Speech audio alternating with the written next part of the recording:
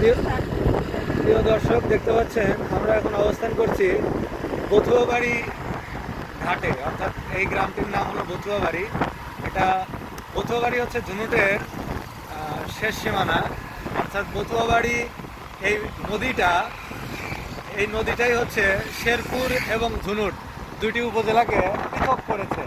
দেখতে পাচ্ছেন পড়ন্ত বিকেল, রক্তিম সূর্য অস্ত যাবে বা ডুববে একটু পরেই, এবং সামনে একটি বড় ব্রিজ রয়েছে। একসময় এটা লোহার ব্রিজ ছিল, পরবর্তীতে এটা ঢালাই ব্রিজ করা হয়েছে। এবং এর এই পাশটাতে আমরা এখন অবস্থান করছি ঝুনুটের অংশে, ঝুনুট উপজেলায়। এবং এর পরবর্তী এই ব্রিজটা পেরোলে সামনে হলো বথুয়াবাড়ি বাজার। এই বাজারের ওপারটাই হচ্ছে শেরপুর উপজেলার ভিতরে পড়েছে।